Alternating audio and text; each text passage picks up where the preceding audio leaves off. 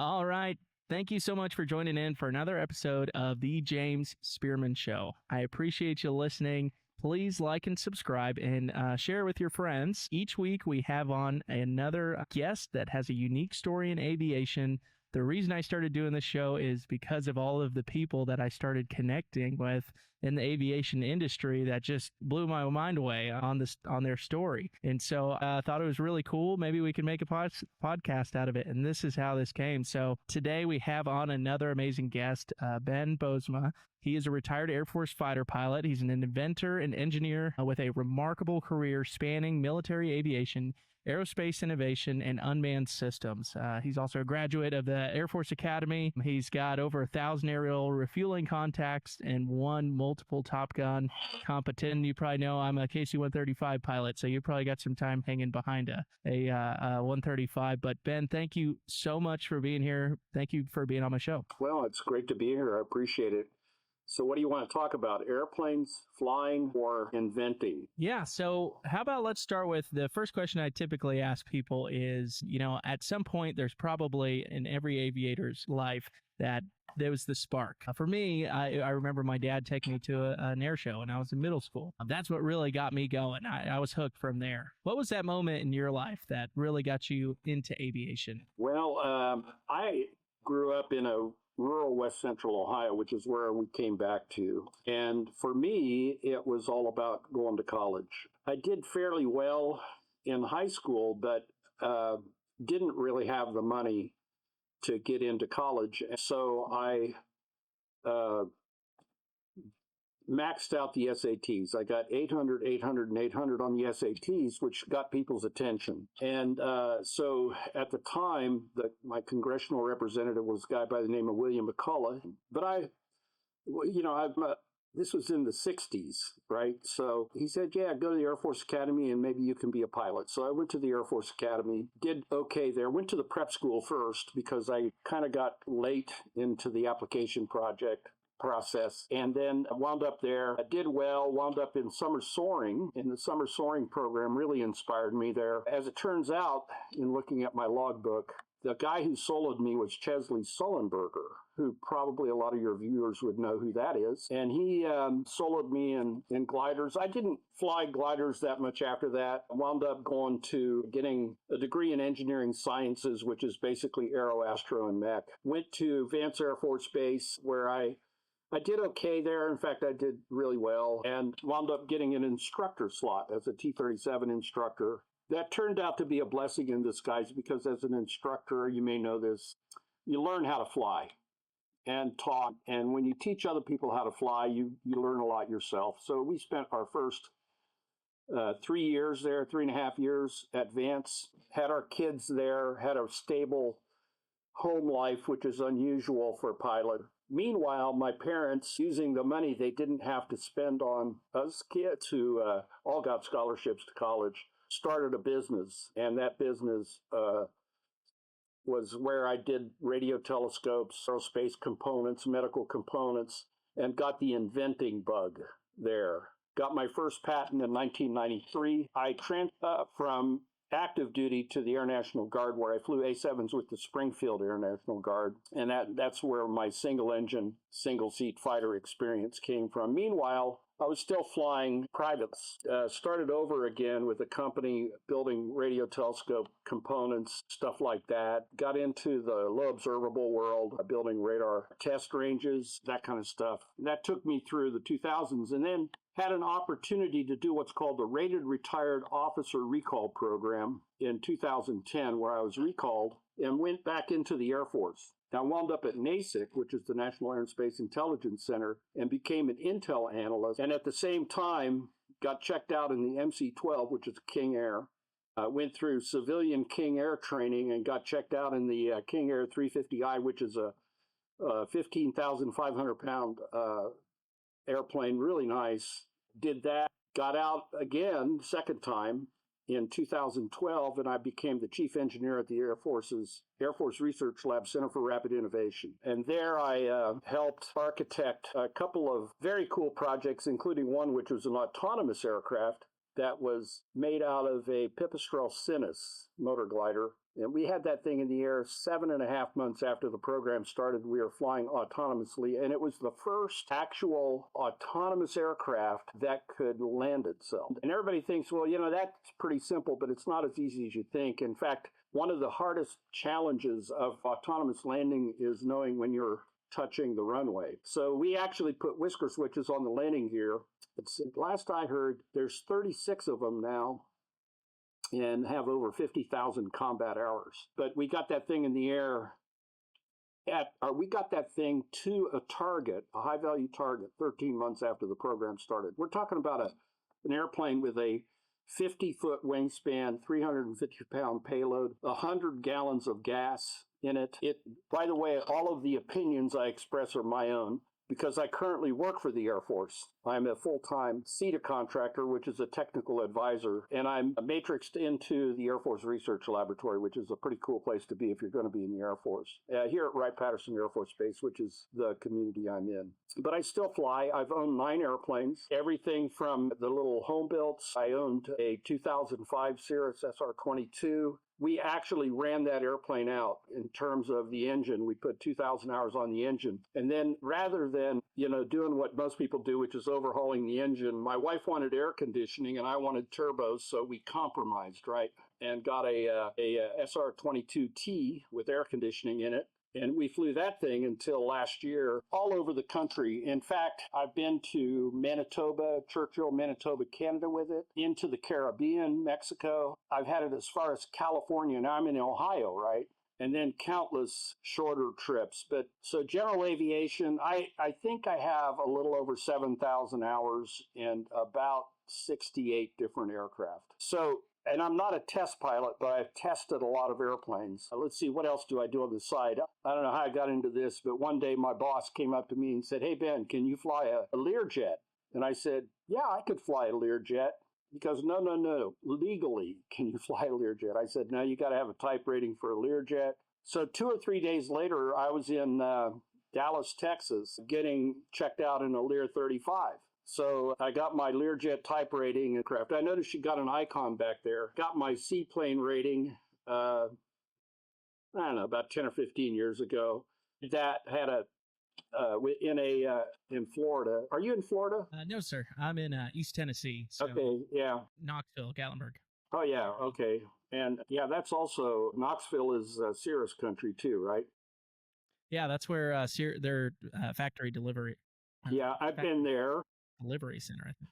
I brought a couple of my friends down there to pick up their brand new shiny Cirrus aircraft. I can't afford a brand new one. I always had one that was a couple of years old. So not with that attitude. It's really kind of an experience. You bring somebody to that place and they roll out the red carpet, literally. It's everything but the disco smoke and lasers, right? So they've got lasers now. Oh, they got lasers and disco smoke when they... Yeah. Yeah. Oh, yeah, they got with it.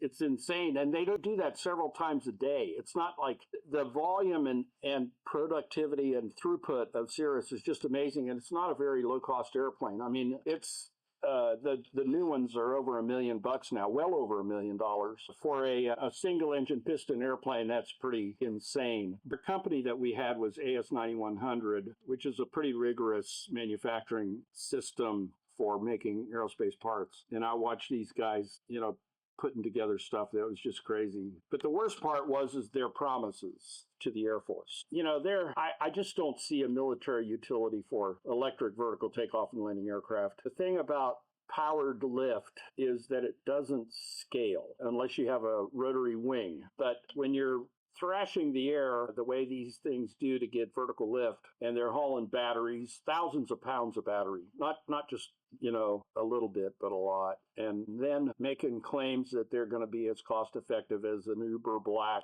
and we're going to have 200 of them. We're going to darken the skies of Los Angeles with EVTOLs by 2022. I actually had one of the CEOs of these companies tell me that they will have 200 of these EVTOLs flying by the end of 2022. It's 2025, okay? And it still hasn't happened, and I think AFWERX has pivoted away from the eVTOL model, and they've gone to hybrids. But I wrote an article on LinkedIn that's gotten a lot of attention, and pitchforks and torches are out for me because I said that serial hybrids are really not, much better because you still have that single point of failure. Let's talk about that, because single point of I hear people say that when they talk about airplanes being run off of electric motors, and it's like, well, the piston engine has a single crankshaft in the middle of it,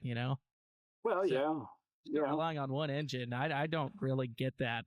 I don't get that argument, that single point of failure. Well, That's why we shouldn't use an electric motor. Well, the electric motor is really efficient, okay? As machinery goes, they convert a lot of pretty much all of the electric current that you put into them will convert to mechanical energy. And that's what everybody claims, they're super efficient. But when you have a generator in the bottom of your airplane powering up 6 or 8 propellers, and that generator fails, you're back to battery power, and you better have a plan. You better be on wing or something like that so you can glide, or you better have an auto-rotating capability. Remember, I'm a helicopter pilot too, and, unless you have a catastrophic mechanical failure, which is something that helicopters are also struggle from, losing an engine in a regular helicopter is not as catastrophic as most people think. You can auto-rotate down. It's kind of a different process, but the thing about the auto-rotation process is that you disconnect from the engine via a Spragg clutch. So that inspired me to, why can't we put a Spragg clutch in a regular aircraft engine that's turning a propeller?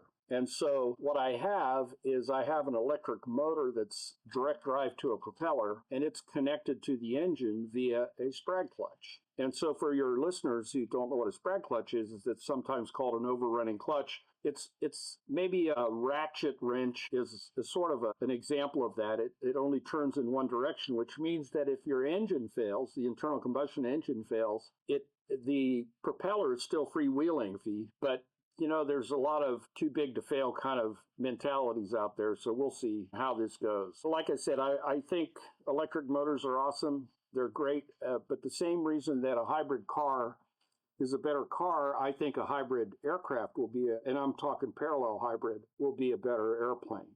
Just having that power of, that compact power that you get out of an electric motor and combine that with something as proven as an internal combustion engine. Yeah, and right now I'm trying to raise money to develop the engine as a turboprop. Internal combustion engines, aircraft engines, they're relatively low cost, but doing this with a turbine like a PT6 is going to take 6-7 figures of development money versus cookie jar money to do it with internal combustion engines. So I'm working on that, and working full time, and flying, and all this other stuff out here.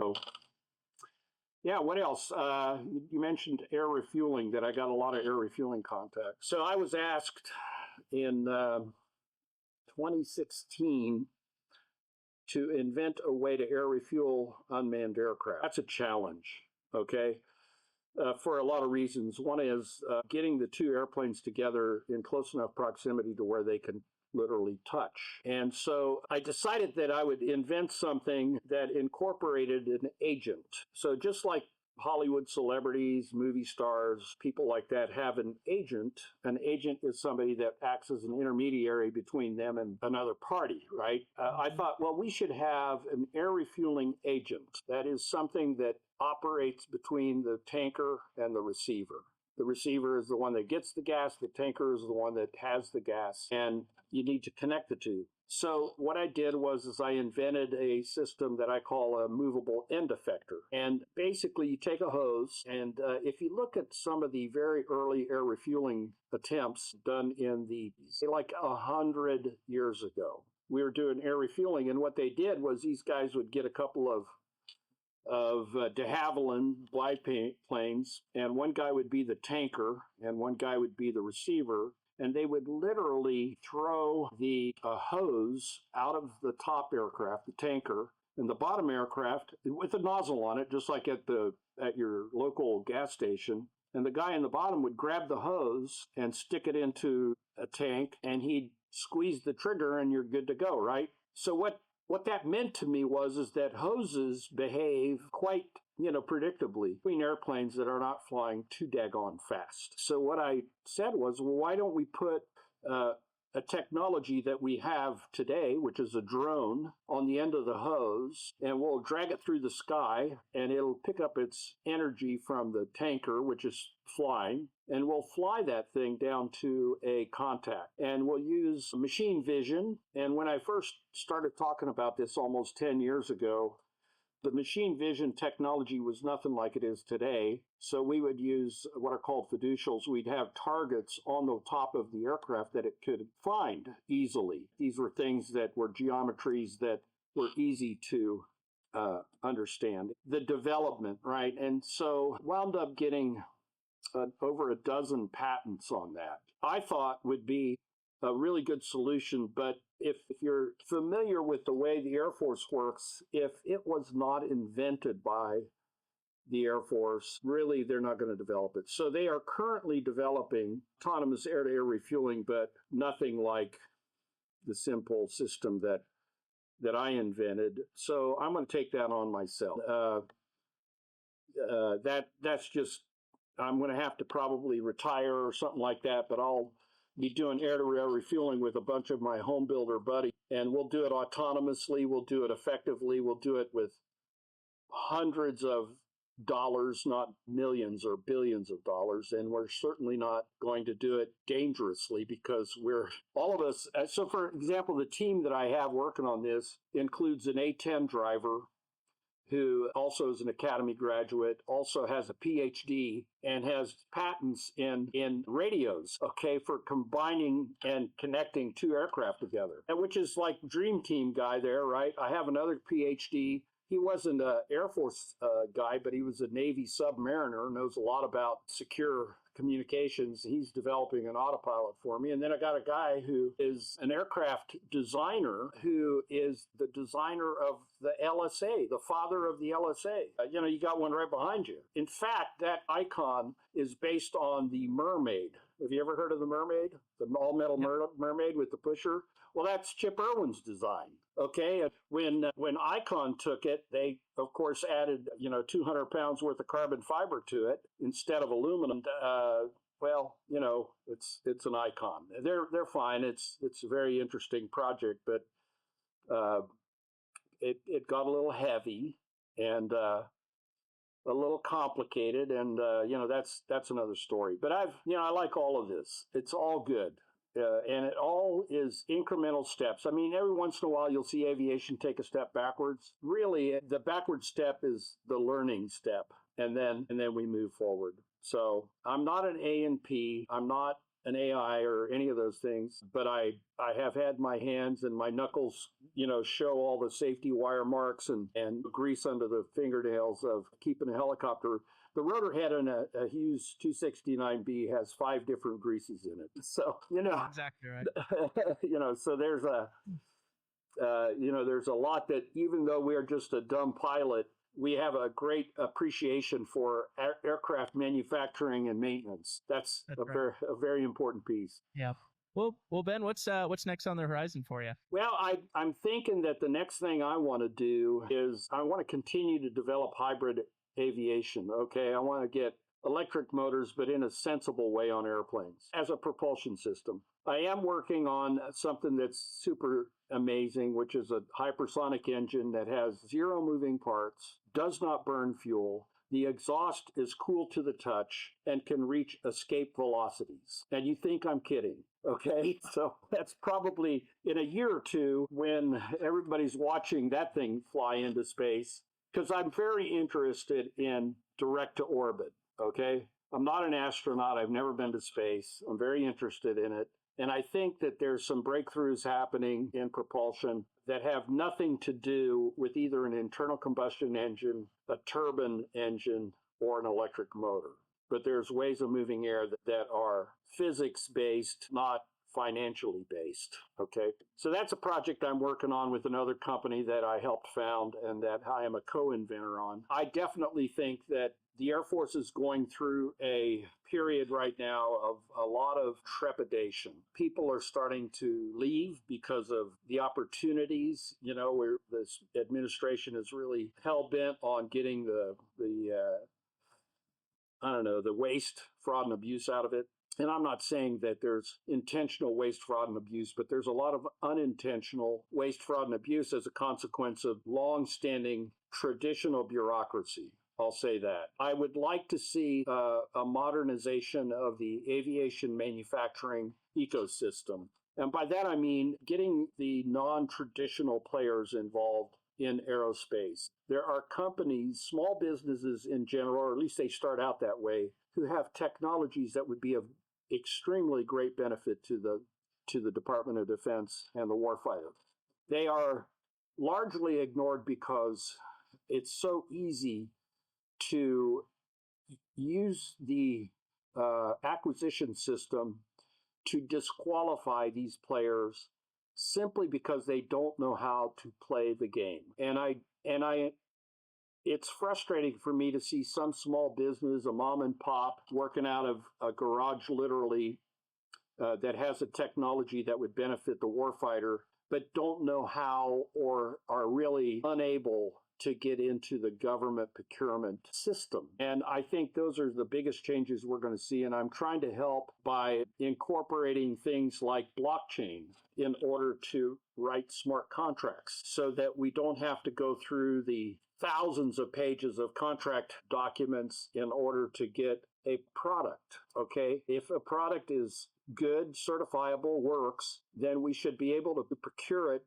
quickly, easily, and at a very economical price. There's the cost of entry. So the government pays a lot of money, right, for aircraft. And there's no doubt that the companies that manufacture these aircraft are putting a lot of money into making it because of the government's system. So it's sort of a self-perpetuating money mill. How much of the money that goes into procuring a particular aircraft component actually goes into manufacturing it, and how much of it is overhead. So it's sort of a self-inflicted wound that we're experiencing. And I'm hard at work right now with my government customer to fix that. And I think that hopefully that'll bleed off into the private, Part 123 world, so that private aircraft manufacturing can benefit from newer technologies for ensuring quality and performance and safety above all, so that it's a lower cost of entry for everybody to get into aviation. I was lucky because I went to the Air Force Academy. They got me through pilot training. I mean, when you graduate from pilot training, you know this, you have a commercial airline, a commercial ticket, an instrument rating, and all that stuff. It's probably $35,000, $50,000 to do that as a private individual to get to an instrument ticket. My nephew's going through Ohio State University, and he'll probably have as much debt as a doctor before he sets foot in an airliner, which is what his ultimate goal is. And he's an excellent pilot. But he's got to have his 1,500 hours and all that stuff. And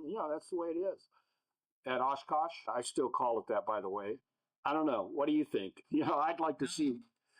Yeah, I'm with you. And you brought out a lot of good points. The cost of entry has got to come down.